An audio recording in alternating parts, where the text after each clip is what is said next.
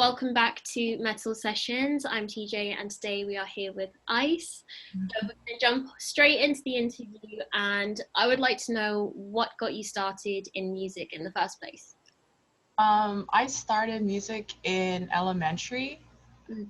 It just I learned the recorder, the violin, the viola, I played bass, and then one day I looked at a guitar and I fell in love. And the rest was history. So, do you know what? I think that's like a standard British thing as well to learn the recorder because I had to do that. Like, we had a whole class that just was dedicated to learning how to play the recorder. I was terrible, and I feel bad for my mom because she had to hear me all the time with this annoying instrument. That yeah. Did you have like a favorite instrument? I say the I mean, besides the guitar, Hmm. Yeah, I the viola. That's a beautiful instrument. yeah, Yeah. okay. It's an interesting choice. Like, I think a lot of heavy metal musicians, well, or at least when they started quite young, have some sort of a history in classical music, classical or jazz, Mhm. and it's like a bit of a hop into it at Yeah. times. Yeah, which is interesting. It is, but it will. I feel like those type of learning like that will help a lot transitioning out of instruments because you will identify like patterns and notes and sounds, so it Yeah. helps a lot. Yeah, absolutely. So, in terms of, well, now that we know that you've got quite a lot of experience with different instruments and things, like what, or rather, who are your biggest influences in terms of music at the moment and why? I'm kind of branching out a teeny bit. Um, I'm just gathering a lot of inspiration at the moment for the next project. But honestly, like right now, I really love Power Trip. Like I know that Riley passed away and that really hurt me, but I felt in my heart like they have this power. They have a loyal fan base. Like they had such great delivery, Yeah, and I think that's what made them stand out, and I'm attracted to that. I love powerful artists who own up to their craft, and Power Trip's great, Gatekeeper's great. Um, and honestly, and I have love for like old school stuff too. Like I yeah, love Lita Ford. I say that a lot, but I love her. yeah, I definitely love Black Sabbath, of course. I love yeah. Pantera. I mean, it's just I don't know. I'm just like all over the place, but I definitely love um who else? Like I like I forgot his this my friend's name. He's part of Ormsby as well. His name's Chris. I worked with Chris. He helped me with Solitary, but his band, he has a band in South Africa. It's Vol. I can't even say it, but his band is so good. I Oh, love him awesome. so much. He's like a slam death metal band. He's really good. Oh, that's Um, awesome. yeah, Ginger's good too. I Mhm. love Ginger. Yeah. Yeah, they're very good.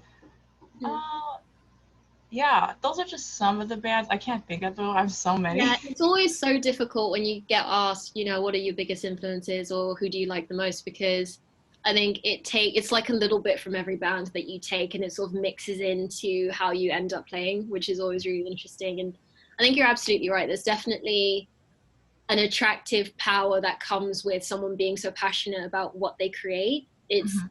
It's unique every time and so interesting to watch and to see, and especially if you get the opportunity to sort of understand what their creative process is like. Yeah. Do you have any sort of specific ways in terms of writing or any sort of like rituals or practices that you do to sort of get into the zone? Yeah. Call me weird, but when I'm preparing for like to write another song or like an EP, I tend to stay away from the genre Oh, because I okay. know that's weird. It's just that I really want to think for myself and say, okay, how Mhm. are you feeling? Yeah. Write how you're feeling down. Don't just try to discover your sound without being influenced. I guess I'm just changing as a person and my approach.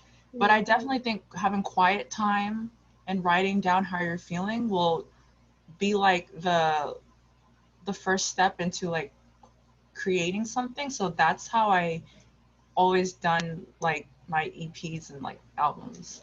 Yeah, no, that makes a lot of sense. I think it's interesting to hear how different people become inspired in different ways. Like, I know for some people, it's being out in nature, or yeah, quiet time, just being by yourself. Being solitary, if you will. Oh shit, um, yeah. I got it.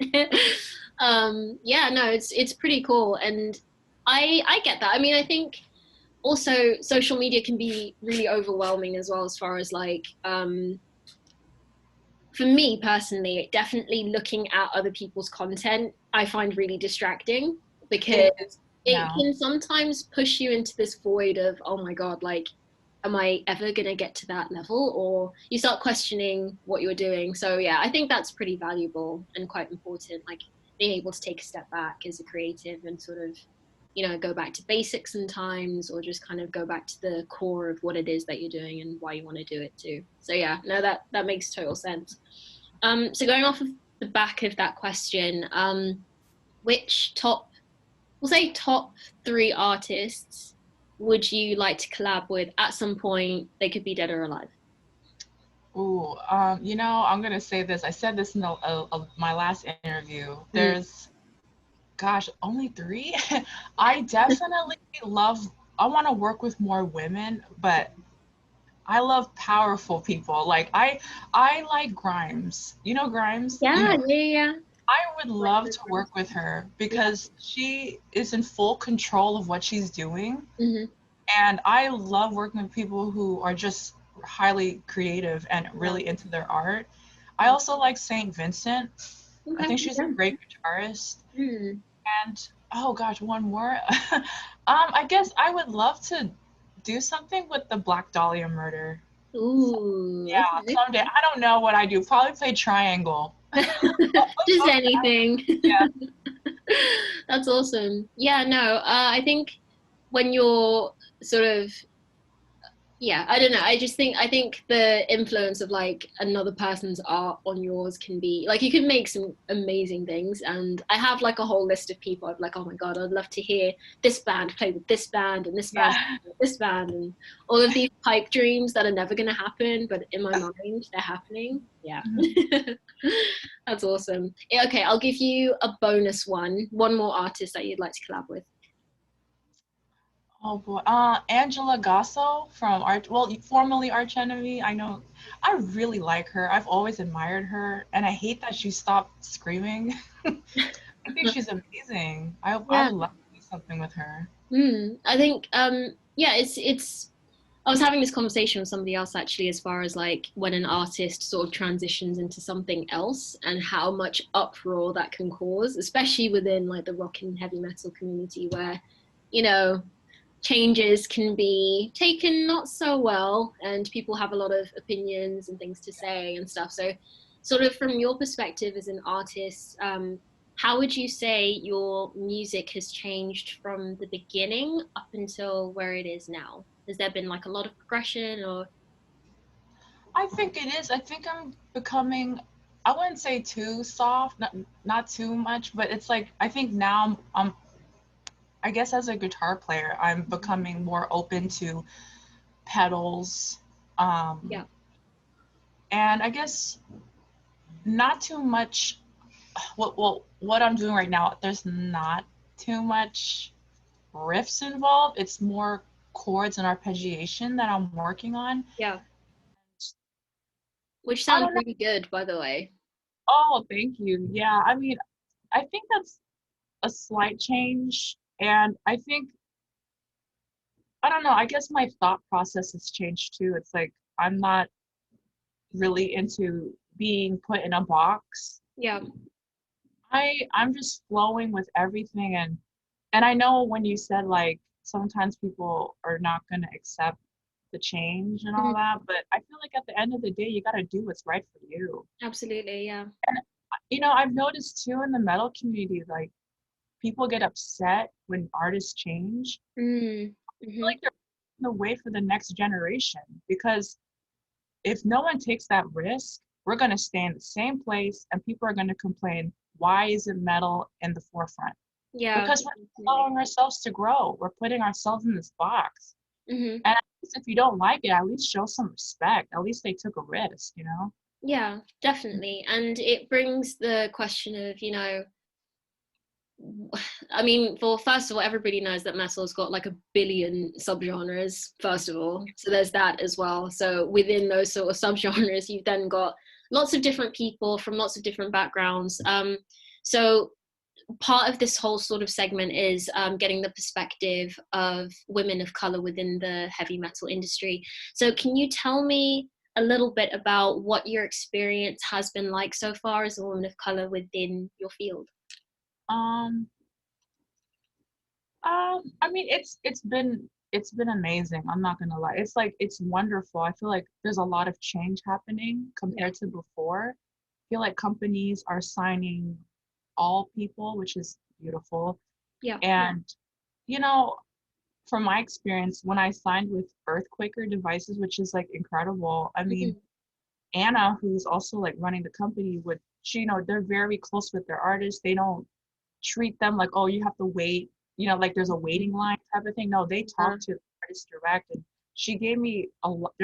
She's just very supportive of me and like of many women. Like mhm, I, it's a lot better than before. I will say that it's yeah. a lot of support.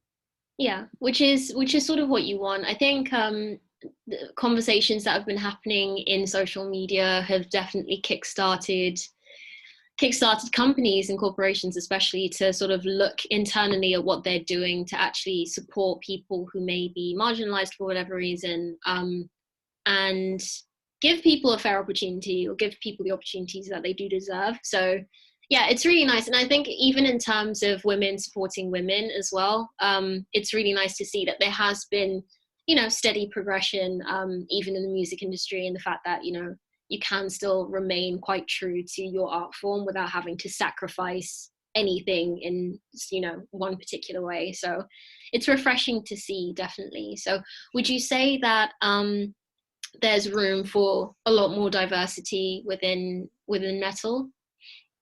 Yeah, I think there is, and I just feel like you got to take that risk too if you're, willing.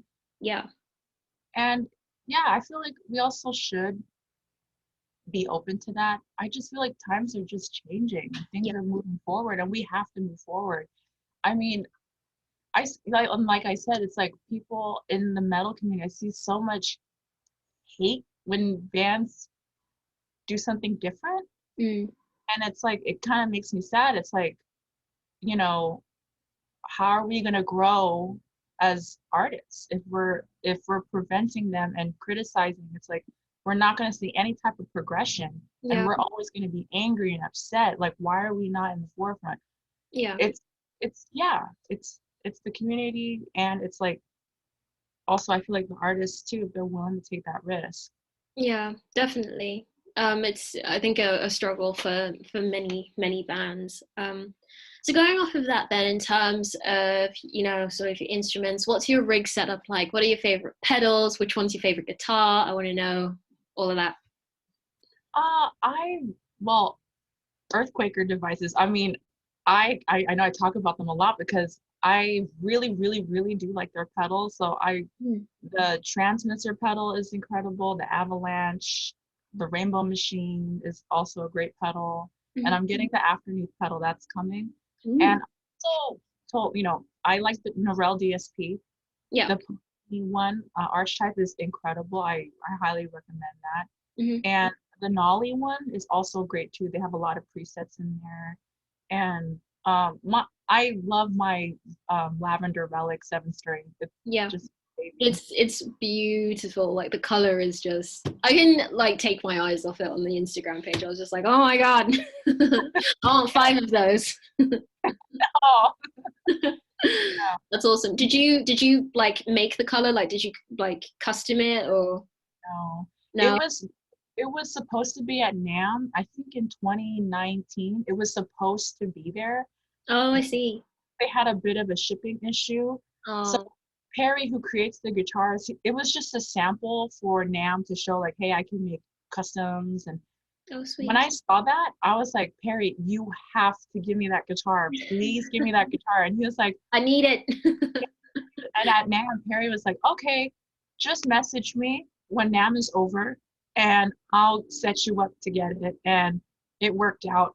Oh, awesome. I'm so glad it did because it's a stunning guitar. Like I think to have a collection of just like really unique designs. I'm actually seeing that quite a lot. Like different bands are coming out with really, really nice guitars. The band Avatar from Sweden have these amazing like it's not paisley, it's kind of like a floral sort of design on their guitars, and I honestly, oh my god, they're just so stunning. So it's really cool to see Oh, that, especially when you go see them live as well, and they have yeah. all of these amazing looking instruments, and it kind of adds a touch of, you know, theatrics and just, you know, something else to look at, which is pretty cool. So we love that. Oh, that's so nice. Sweet.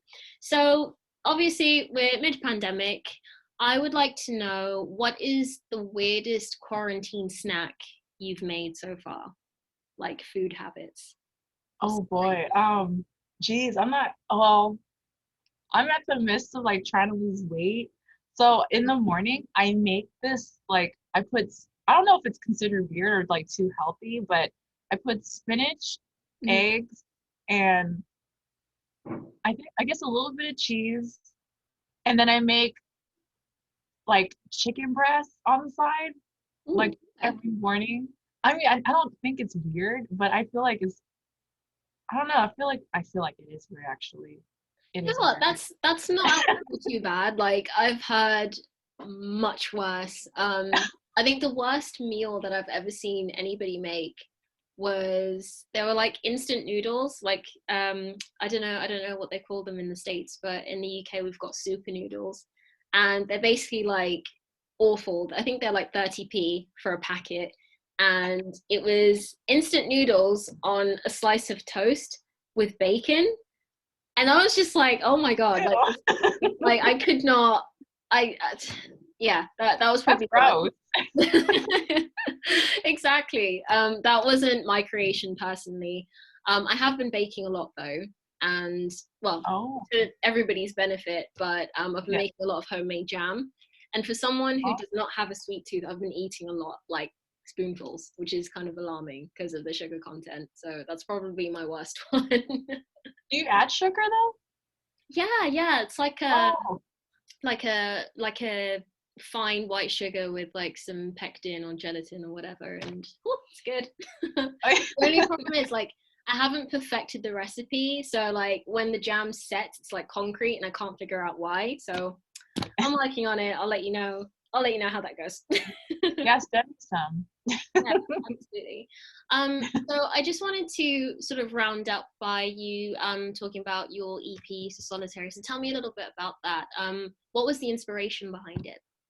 Oh, the inspiration was for solitary was snow leopards. Since I Nice. love them so much, I love the animals so much. So I for that EP, I just imagined like if I was a snow leopard living in the Himalayan mountains, all the way up in the like, how am I gonna survive? Like Yeah. I have a kid to feed, Hmm. and I'm at risk of dying anytime if I slip, Yeah. and I gotta find food. Like it's survival. That's how I thought. And they're one of the loneliest cats. I Mm. think the top loneliest cat is the tigers, but Yeah. they um they live the snow leopard lives in like high altitudes, and they're called like the ghosts of the mountains because they camouflage so well. Wow. And I don't know, I just pictured myself like being a snow leopard and being in that situation like every single day of your life. You might get killed, you might get poached, you Mm. might fall off the mountain. That's just, and you're all alone. You got to raise your kid, and then you're going to have to let them go eventually, and you're on your own. I mean, that's how I thought about it. That's what inspired me. Yeah. It seems like a very, like when you actually, if you have the ability to take yourself out of yourself and sort of put yourself in a different situation and sort of base it off of that, I think that takes quite a lot as well, like energy wise, because it's almost like you build this huge sense of empathy towards these animals who are like by themselves, as you said, and are having to live a pretty brutal lifestyle. Yeah. But I can see why it would be, amazing to write with and to work with. Yeah. It was, Um, yeah, and when you said energy, it did take a lot of energy. yeah. I know it was only like, I think I wrote only like 3, 4 songs, Mhm. but that like took actually 6 months, I think, because Wow. it just, I don't know. I feel like every time I write something, it's emotional. I was watching like so many documentaries on snow leopards. I Mhm. was like watching it like throughout like 6, 7 months, Yeah. Oh and my then gosh. yeah, it was inspiring though, and they're so beautiful. Yeah, they are stunning. Really, really stunning. I quite like the uh sort of Arctic icy sort of theme that's going around it as well. I think it fits in really well. So Yeah, it's good. But congratulations for being able to release that, especially during such a strange time. yeah. Yeah, I very much wish you the best of luck with it. So what's next for you as an artist? What should we expect? What should we look forward to? Well, if once I'm hoping the pandemic ends. I Yeah. mean, right now um I'm planning out the next um I guess album and the Hmm. theme, and right now I'm working on a song right now with Chris again, but it's only one song. That's something I'm just gonna release, and So honestly I'm just gonna prepare throughout this year for a new album, and the theme will yeah. change. So that's where I'm at right Awesome. Oh, well, we look forward to it. So, thank you so so much for joining us this day. And we hope to hear from you soon. And we'll also keep an eye on your Instagram page for all of the good stuff that's going to be coming. now. Oh, thank you so much. You're welcome. Thank you for joining us.